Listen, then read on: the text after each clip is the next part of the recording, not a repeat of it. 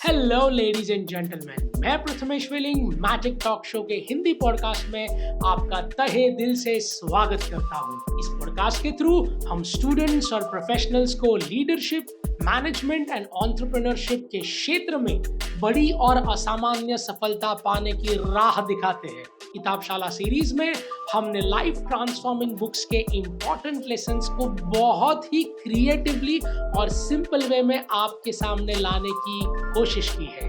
यानी कि पूरी किताब का सारांश सिर्फ 7 मिनट और 7 लेसन्स में।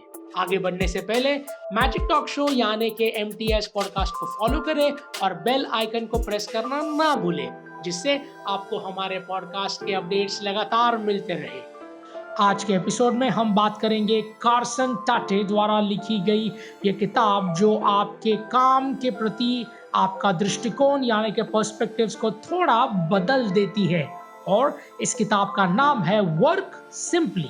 वर्क सिंपली किताब करियर, प्रोडक्टिविटी और एफिशिएंसी के बारे में बात करती है। इस किताब में लेखिका काम करने के पारंपरिक चले आ रहे तरीकों को चुनौती देती है और ये बताती है कि हर किसी के काम के प्रति अपने अलग अप्रोच होता है और होना चाहिए। जो आप प्रोफेशनल एरिया में कुछ अनोखी जीत हासिल करने में मदद करती है, उनके लिए ये किताब एक्चुअली एक गुरु की तरह है। ये सिर्फ आपकी प्रोडक्टिविटी बढ़ाने के तरीके नहीं, बल्कि आपके काम के प्रति जो मानसिकता है उसे ताकत देती है, उसमें प्रभाव लाती है। आपने कहीं से भी शुरू किया हो, उससे कोई फर्क नहीं पड़ता, क्योंकि ये किताब आपको किसी स्ट्रैटेजी बताती है जो आपकी आदतों को एनहांस कर देती है। तो चलिए जानते हैं 7 lessons from this book। Lesson number 1, discovering your productivity style. लेखिका प्रोडक्टिविटी स्टाइल की बात करते हैं, जिसमें वो आपके प्रोडक्टिविटी को बढ़ाने के 4 स्टाइल्स के बारे में जानकारी देते हैं। पार्ट ए इज प्रायोरिटाइजर, प्राथमिकता। इसका मतलब है कि आप पहले उन कामों को पूरा करें जो सबसे ज्यादा मायने रखते हैं। फिर आता है प्लानर यानी कि योजना। इसका मतलब है कि काम को सिस्टमैटिकली ऑर्गेनाइज करें और स्केड्यूल बनाकर अपना हर काम करें। फिर आता है अरेंजर। आपकी प्राथमिकताएं बदलती रहती है और इसके हिसाब से आपको अपना स्केड्यूल भी बदलते रहना पड़ेगा। और फोर्थ वन इज विजुअलाइजर, जिसमें आपके डायग्राम्स, चार्ट या माइंड मैप सभी आते हैं जो उनके हिसाब से अपने प्लान को एग्जीक्यूट करते हैं। इसमें जो भी आपकी प्रमुख स्टाइल है वो आपको अंदर से अच्छी लगती है, जो अपनाकर आप काम के प्रति अप्रोच को संतुलित कर सकते हैं। ऐसा करने से काम को एंजॉय भी करेंगे और कोई बोझ भी महसूस नहीं होगा। तो अपनी प्रोडक्टिविटी की स्टाइल को पहचानिए और इसे अपनाइए और निखारिए। इससे आप अपने काम को और अच्छी तरीके से कर सकते हैं और पूरी एनर्जी के साथ कर सकते हैं। लेसन नंबर 2, अपनी प्राथमिकता समझना, प्रायोरिटाइज टास्क्स इफेक्टिवली। जीवन में एक कला सबको आनी चाहिए, अपनी प्राथमिकता का निर्धारण करना। आपको दिन भर में कई काम होते हैं, लेकिन कौन सा पहले करना जरूरी है, कौन सा कुछ देर इंतजार के बाद हो सकता है, ये आपको सोचना है। आपकी प्राथमिकता इस पर आधारित है कि आपका काम कितना जरूरी है, कितना प्रभावशाली है और कितना अर्जेंट है। इस किताब के जरिए लेखिका हमें पहले वो काम करने की सलाह देती है जिसमें सबसे ज्यादा समय और ऊर्जा की जरूरत है।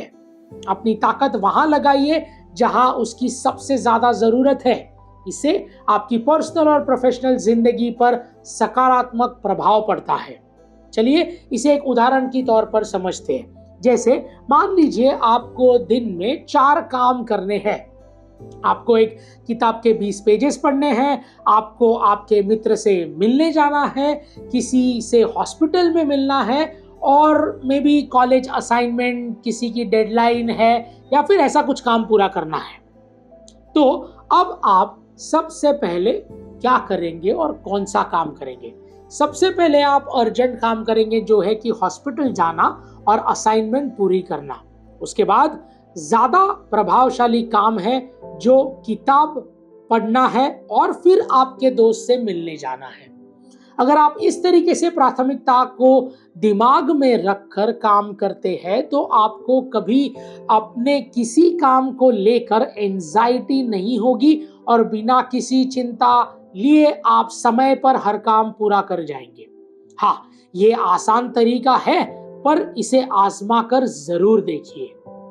लेसन नंबर 3, अपनी कार्य क्षमता को बढ़ाने के लिए समय का अवरोधन करें। That means time blocking for your efficiency.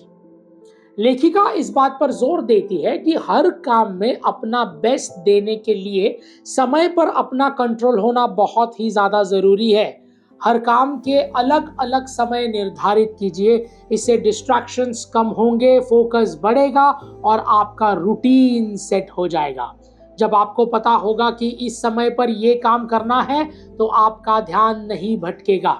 तो अगर आपको भी एक संतुलित और एक संतुष्ट जीवन चाहिए तो समय को बांटना सीखिए, वो भी सही हिसाब से। लेसन नंबर 4, इस फ्लेक्सिबिलिटी को अपनाइए। Embrace the flexibility. ये किताब सफलता के लिए फ्लेक्सिबल होने का महत्व समझाती है। लेखक अपने दिमाग को खुला रखकर सोच विचार करने की सलाह देते हैं और नई योजना को अपनाने से बदलाव को स्वीकारने की सोच और ज्यादा प्रभाव पैदा करती है। जब आप अपने आप को हर परिस्थिति में ढालना सीख जाते हैं तो आप जीवन के बदलते मौसम में बिना गिरे आगे बढ़ जाते हैं। ऐसा करने से आप तुरंत प्रॉब्लम को समझते हैं, स्वीकार करते हैं और समाधान खोजने लगते हैं। तो आज की इस भागती दुनिया में जहां कामकाज दुनिया को हर दिन बदल रहे हैं, कभी कोई नई टेक्नोलॉजी से, कभी कोई नया वर्क कल्चर से, इन सब से घबराना नहीं है, बस सीखना है और आगे बढ़ना है। ऐसे नंबर 5, बातचीत करने के प्रभावी ढंग। Effective communication strategies. कम्युनिकेशन जैसे महत्वपूर्ण विषय पर चर्चा करते हुए लेखिका हमसे अलग अलग प्रकार के लोगों से कैसे बात करनी है उसका ज्ञान साझा करते हैं। जब आप व्यक्ति और हाव भाव समझकर उससे बात करते हैं तो आप बेहतर और मजबूत निजी और काम में संबंध बना पाते हैं, यानी कि पर्सनल एंड प्रोफेशनल रिलेशंस। इससे गलतफहमियों की भी कोई गुंजाइश नहीं रह जाती। जैसे आप अपने मित्र से जिस तरह से बात करते हैं वैसे आप अपने माता पिता से नहीं करते, और जैसे आप अपने माता पिता से बात करते हैं वैसे आप अपने बॉस या कलीग से नहीं करते। तो मतलब हर किसी से उसी की प्राथमिकता के अनुसार बात करनी जरूरी है। जहां प्रोफेशनल तरीका अपनाना है वहां वो अपनाए, और जहां थोड़ा घुल मिलकर बात करने की जरूरत है वहां वैसे करें। ऐसा करने से टीम वर्क में सुधार आता है और आप सबकी नजरों में एक गुणवान व्यक्ति भी साबित हो जाते हैं। लेसन नंबर 6, सोच समझकर निर्णय लीजिए। Mindful decision making. कोई भी निर्णय ऐसे ही मत लीजिए, उस पर पूरा सोच विचार कीजिए जिससे आप आगे जाकर ना पछताए। जब आप निर्णय लेते हैं तो वक्त सचेत होता है, यानी कि आप दोनों क्षेत्र में, पर्सनल और प्रोफेशनल लाइफ में उत्तम स्थान हासिल कर सकते हैं। ऐसा करने से ना सिर्फ परिणाम अच्छे होते हैं बल्कि परिपूर्णता और संतुष्टि की भावना भी बढ़ती है। तो अगर एक सुखद और शांति वाला जीवन चाहिए तो कोई भी निर्णय लेते वक्त थोड़ा सा रुकिए, थोड़ा सा सोचिए और सोच समझ कर लीजिए। लेसन नंबर 7, अपने काम और निजी जीवन के बीच संतुलन बनाए रखिए। Balancing between the work and personal life. किसी ने बहुत ही अच्छी बात कही है कि जीवन जीने के लिए आप पैसा कमाते हैं और पैसे के चक्कर में अक्सर जीवन ही भूल जाते हैं। ये किताब का नाम है निजी जीवन के बीच संतुलन बनाने की सीख देती है। दोनों जरूरी है, कैसे और कितना महत्व देना चाहिए एक दूसरे की तरफ वो हमें तय करना है।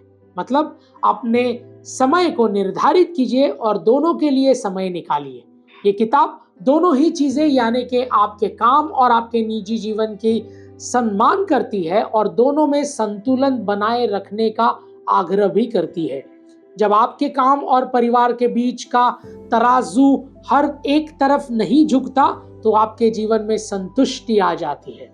हर तरफ सफलता, संतुष्टि और तरक्की खोजिए, फिर चाहे आपका काम हो, परिवार हो या फिर अपनी कुछ इच्छाएं।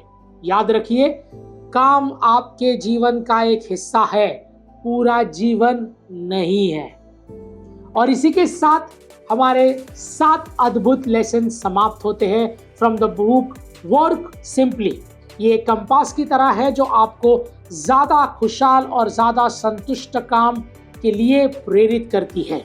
ये एक दोस्त की तरह है जो आपको अपने करियर में मिल रही हुई तरक्की को और भी बढ़ाने में मदद करेगी। सो लेडीज एंड जेंटलमैन, इस किताब को एक ज्ञान का खजाना समझना बिल्कुल सही है, लेकिन आपके दिमाग को सिर्फ इंफॉर्मेशन से भर देना हमारा मकसद बिल्कुल भी नहीं, बल्कि हम बस एक माध्यम है जो किताबशाला के जरिए दुनिया का सर्वश्रेष्ठ ज्ञान आप तक सिंपल भाषा में पहुंचाते हैं।